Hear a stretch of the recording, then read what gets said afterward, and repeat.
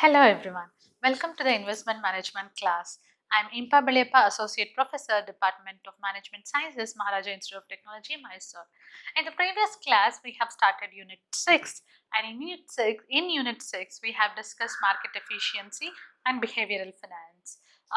In market efficiency, we discussed random walk theory, efficient market hypothesis, the different forms of market efficiency or empirical tests which are used on different forms of market efficiency. And in behavioral finance, we discussed its meaning, interpretation, bias, and critics. In today's class, we'll be learning these three topics, which is portfolio management strategies, portfolio revision, and portfolio performance evaluation. So first, let us know what is portfolio management strategy. Let's begin with its meaning.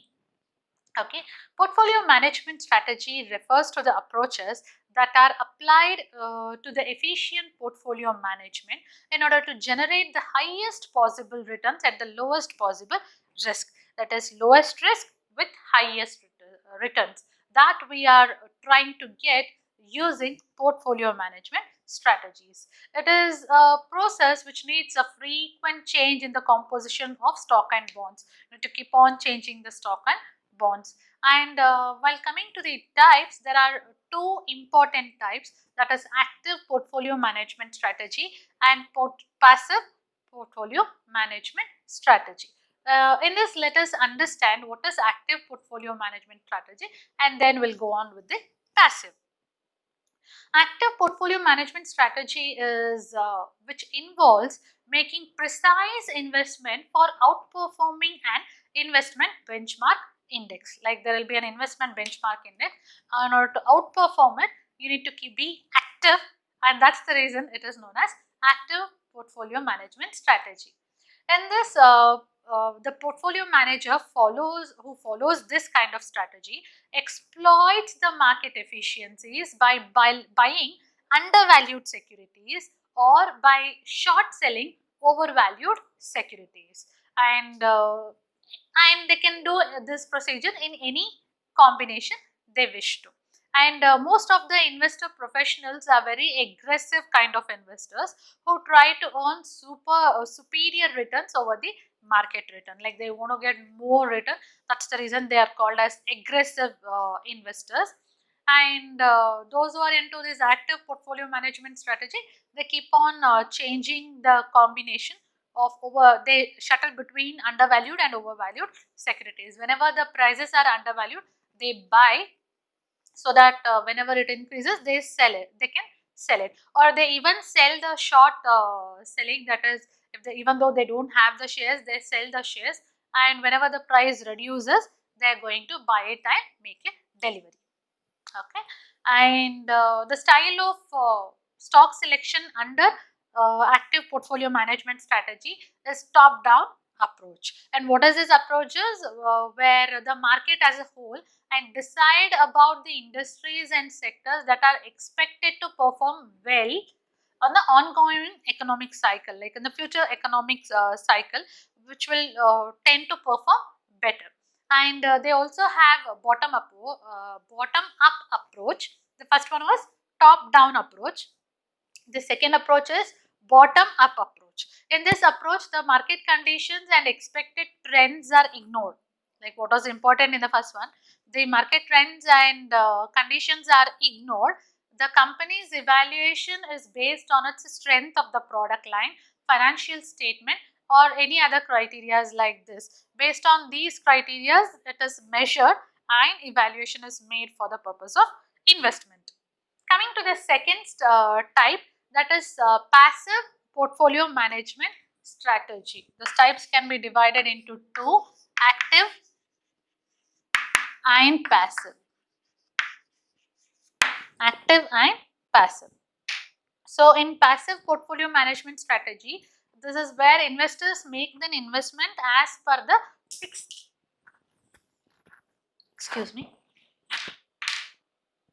as per the fixed strategy that does not involve any forecasting. Okay, they do not forecast anything, randomly they make the investment and take decision. It stresses on minimizing the investment fees, okay, so that they don't get more of expenses, and avoiding unpleasant results of failing to the correctly predicted or prediction of future. If you correctly predict, it is a lot more effort you need in order to make a correct prediction. Okay, you need to do the market analysis, you need to spend time and money for all the information you retrieve. Rather than getting failure out of these efforts, it's better to randomly predict. That is the concept of passive portfolio management strategy. Followers of this approach, they believe that market is efficient. They create a well diversified portfolio and hold it till the investment horizons, like till the time to maturity, so that definitely they are going to earn profits. And the style of selection in this is based on efficient market theory. So efficient market theory, previously we have already done, where they say that the information that affects the market is immediately available and possessed by all the investors, and such information is always considered in the evaluation of market price. Okay, that it is everyone, all the investors, they are going to get the information equally and free and quick. So this is what efficient market theory states. And the other style of stock selection is indexing theory. So the index funds can offer better over the managed funds, because they have lower than the average expense ratio and transaction cost. Okay, that's the reason they give better results. This is another theory which is used in passive portfolio management strategies. So active strategy and passive strategy. So these are the two different strategies or types, which we can say, which we come across in portfolio management strategy. Sometimes in the exam they ask question that what are the different portfolio management strategies you follow. So these two, that is active strategy and passive strategy, can be written. Okay, so this is about the portfolio management strategy. Let's move on to another topic, which is portfolio revision. So in the portfolio revision, let's begin with its meaning. What do you mean by portfolio revision? The term itself is telling you what do you mean by portfolio revision, revising.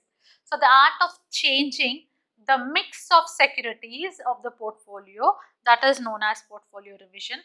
It means the sale and purchase of assets in the existing portfolio over a certain period of time that maximizes the return and minimizes the risk, or changing the ratio of funds to be invested in, that is known as portfolio revision. To give an example for you, if for example 50,000 is invested and 25 in equity and 25 in debt, then you keep on juggling with its combination. Like whenever the equity price increases, you sell the remaining and put it in bonds, or if bond price increases, you sell the equity and put it into bond. If equity price increases, you sell the bond and put it in equity, or you just make a combination of additional and deletion of the securities. That is known as portfolio revision. But basic, your aim is to get higher return with less risk. That is your aim, and that itself is the need. Why do you need to do portfolio revision?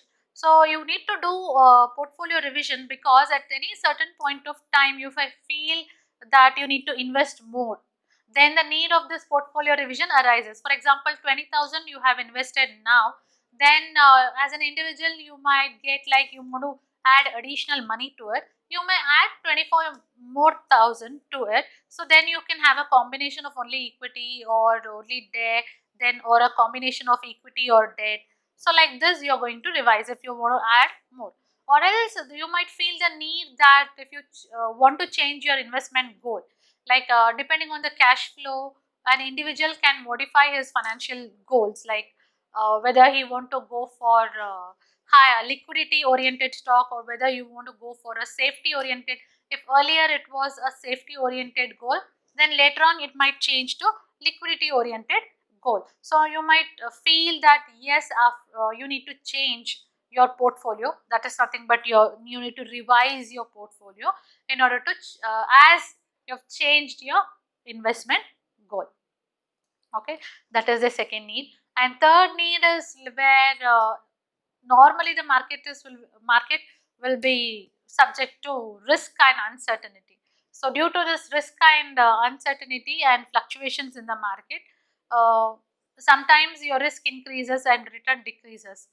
So you need to sell out the stocks which are giving low return and high risk.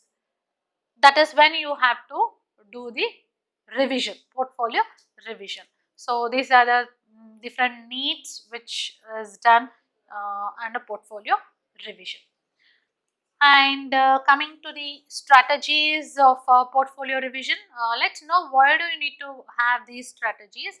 The objective of having this portfolio revision is like to maximize the return for the given level of risk, or to minimize the risk for a given level of return. Either return should be constant or the risk should be constant, and you have to maximize the return for the same risk or minimize the risk for the same return. Ultimately, your objective is to maximize the return and minimize the risk. Less risk and higher return. And coming to the different types of strategies, in this also we have active revision strategies and passive revision strategies. Okay, what are these active revision strategies? Active revision strategies, frequent changes in the existing portfolio over a certain period of time to the maximize return and minimize risk. That is active, like it can keep on changing. And it helps the portfolio manager to sell and purchase the securities on a regular basis for portfolio revision. You need to keep on buying and selling the securities for a regular change. And coming to the passive revision strategy, passive strategy involves rare changes.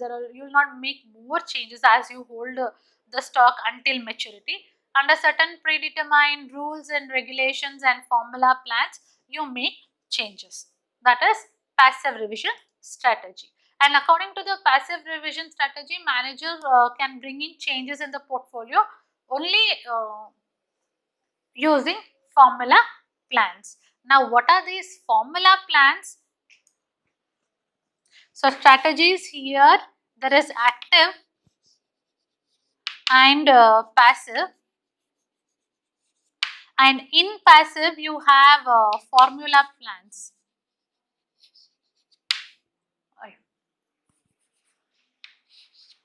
Okay, you have formula plans. And now what are these formula plans?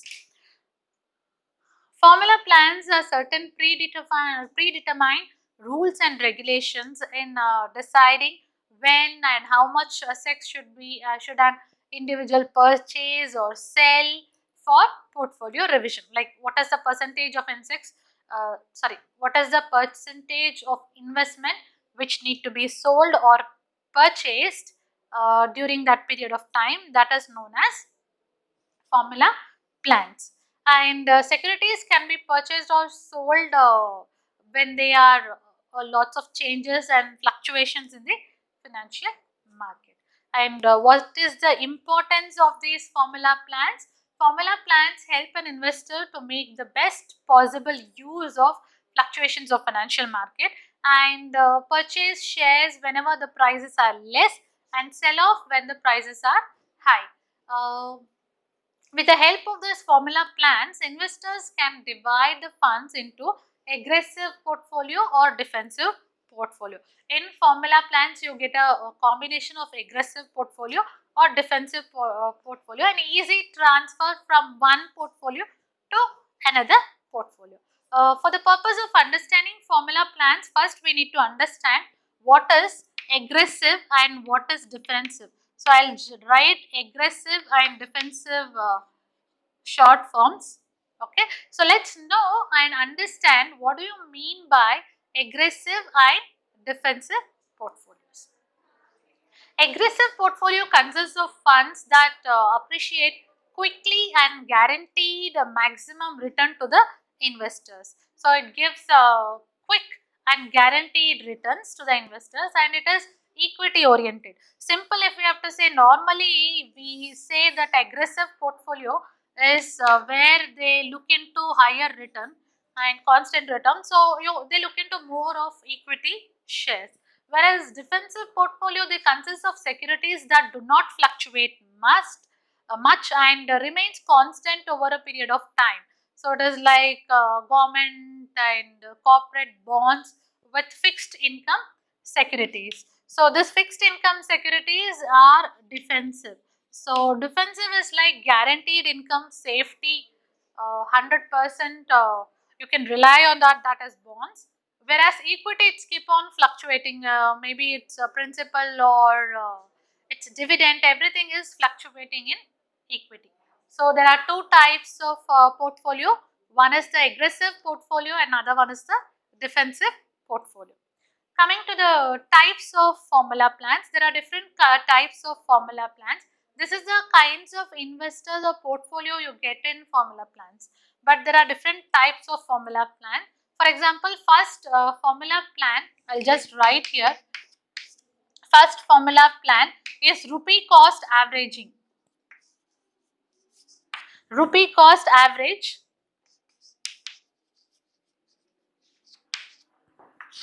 Okay, rupee cost average is the first formula plan. Here it is advised to buy when the security prices are low, and this will reduce your transaction cost like commission, brokerage, because that is all be based on your lump sum amount. That's the reason you can reduce it. So it is better to buy the securities whenever the prices are low. And the rupee cost average program is very useful over the long period of time. It is for a long term, and with if it is great having a lot of fluctuations, then it is more beneficial. It gives importance to the selection, the right quality of stock, and the timing of purchase or sale. That is more given more importance in rupee cost averaging. When an investor has no funds but yet he wants to build a good investment portfolio, rupee cost averaging is very useful. And second one, we can say that another formula plan, that is constant value plan.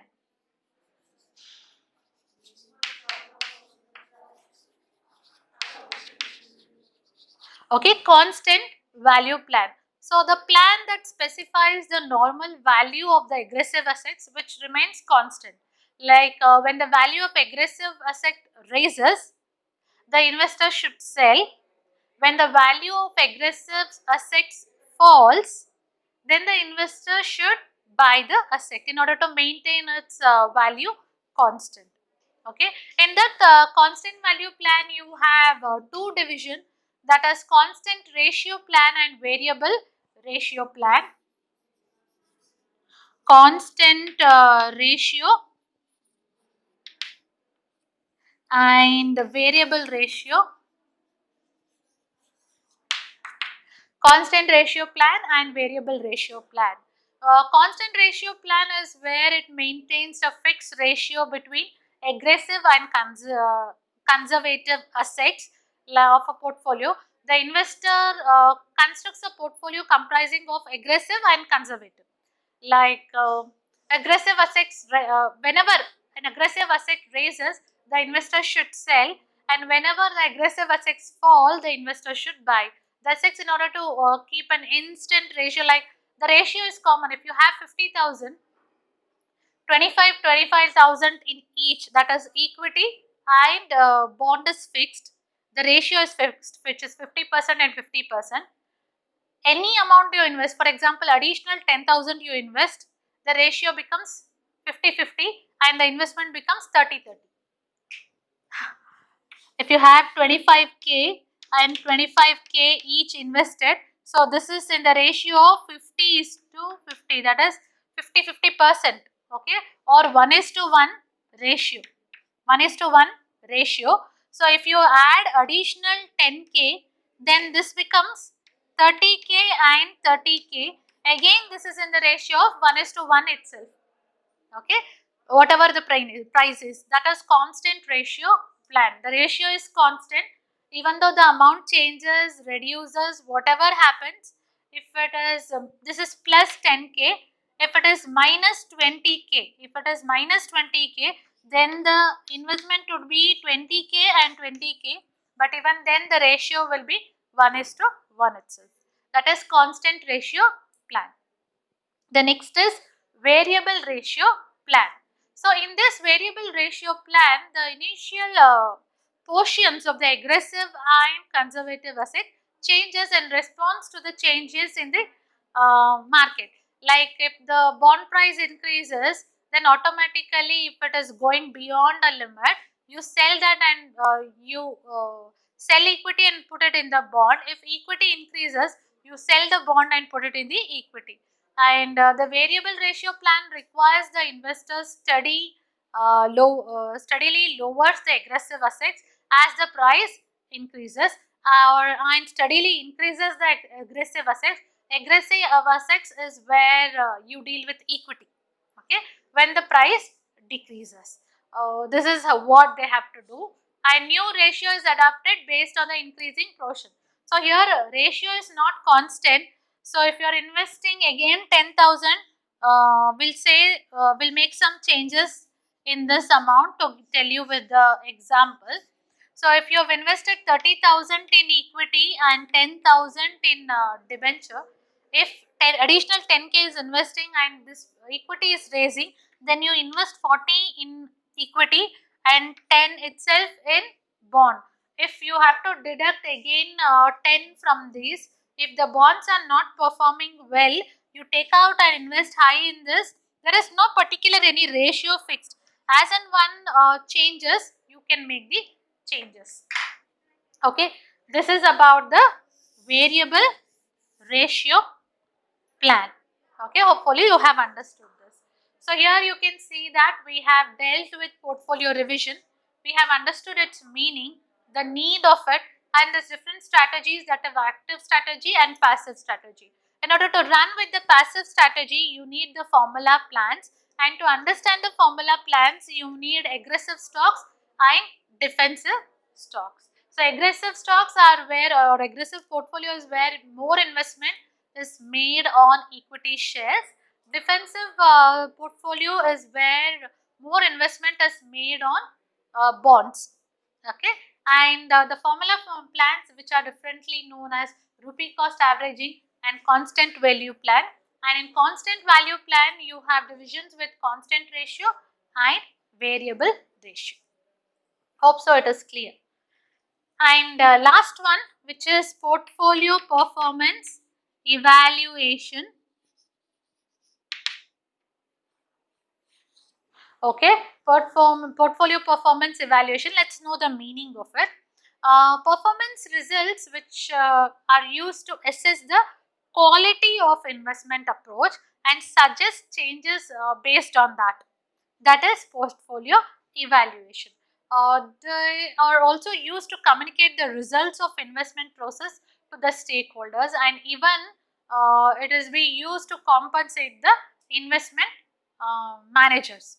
Okay, it is used to compensate the investment manager. In total, in order to understand the performance of the mutual funds or the stocks, this approach is used. The different approaches are used, which I'll tell you now. Among that, to calculate the return, we use holding period return. So, what do you mean by holding period return? The holding period return is the total return of an asset or an investment portfolio over a period of the asset or portfolio, okay, which is being held. The holding period return can be realized if an asset of a portfolio has been held or expected, or if an investor only anticipates the purchase of the asset. Means he need to hold the stock until its maturity. The holding period return can be used in order to compare the performance of different investments or assets, in addition to the metric where it is used to identify the appropriate tax rates. Okay, if it is used to identify the appropriate tax rate, holding period return would be more beneficial. Okay, so let's know the formula for holding period return. I'll just erase all of these.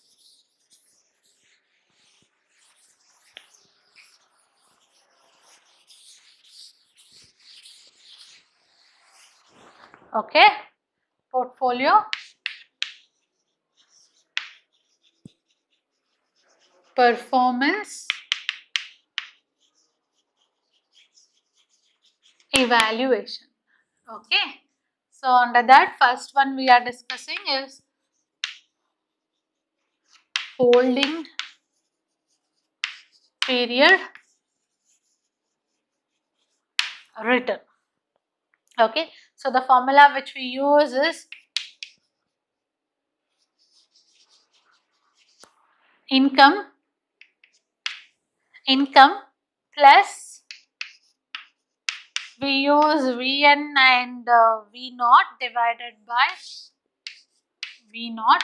This is holding period return. Here holding period return can also be said as investment appreciation plus investment income. So income here, the distribution of cash flows from the investment, that is dividends are known as income, and Vn is where the ending price of the investment and V naught is where the beginning price of investment.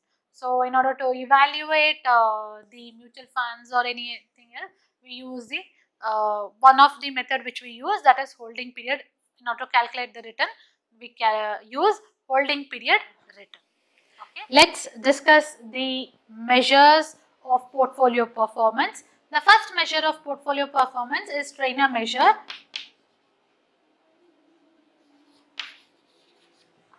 Okay, measure of performance. In this measure, Jack L. Trainer, he was the first to provide investor with the composite measure of portfolio performance. It includes like Trainer's objective is to find a performance measure that could apply all the investors regardless of their personal risk preferences. And Trainer suggested that there are two different components of risk. First is the risk produced by fluctuations in the stock market and the risk arising from the fluctuations of individual securities. The first risk is produced due to the fluctuations of stock market. The another is arising out of the fluctuations of individual securities, stock market and individual securities. The fluctuations arising from them are the different kinds of risk produced, and he says that irrespective of the personal risk preferences, the performance can be measured. They can apply this measure. Okay. Formula for this is average return on portfolio minus average risk-free rate of return divided by beta.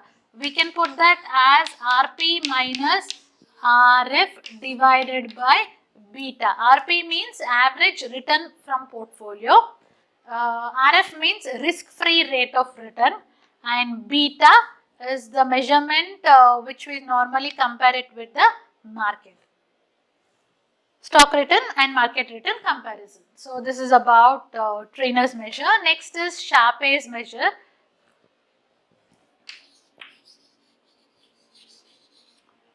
Okay, next is Sharpe's measure. In Sharpe's measure, we can say that the ratios of it is quite similar to Trainer's measure, except one thing, that the risk which is measured is in the terms of standard deviation and not in the form of beta. Like considering only systematic risk as represented by beta. Beta is representing only systematic risk. This has to representing systematic and unsystematic. That's the reason we use a standard deviation.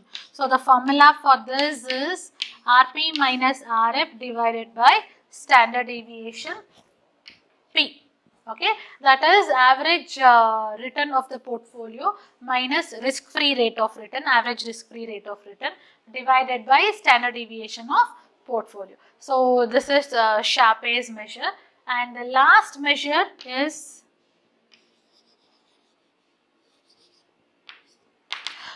Jensen measure. Jensen measure is calculated using CAPM. Okay, that we did it in the 5th unit.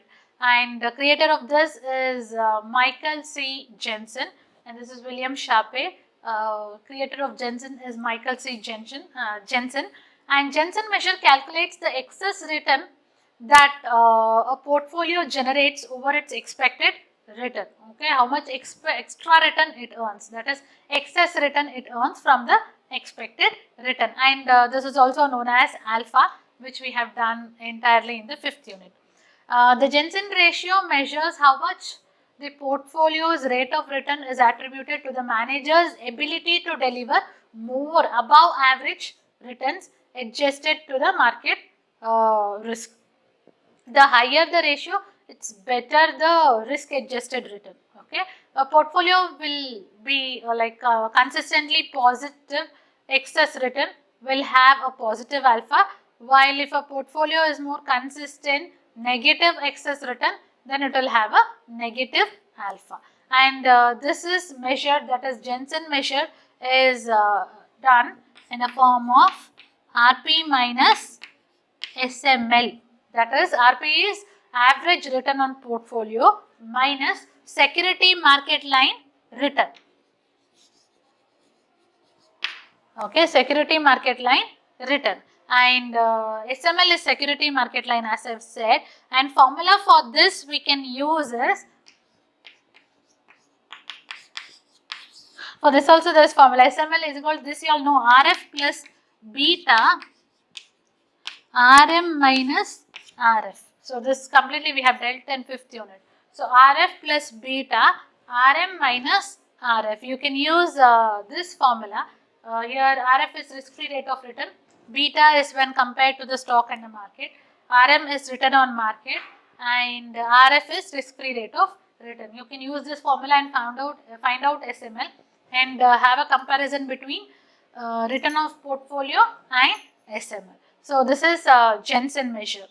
Hope so it is clear. We have dealt 4 different ways of calculating is portfolio performance evaluation, that is holding period return. Through that you can calculate the holding period return, and the measures which we use, Trainer's measure, Sharpe measure and Jensen's measure. So hope though this is very much clear for you all and you have understood the different concepts which we have covered today. So we have covered 3 different topics today. One is the portfolio performance evaluation, where we did these different measures. Another one is portfolio management strategies and portfolio revision and its strategies. Okay, so hope so the concepts are clear to you. And in the next class, we'll be discussing, we'll be doing various problems on Trainer, Sharpe and Jensen.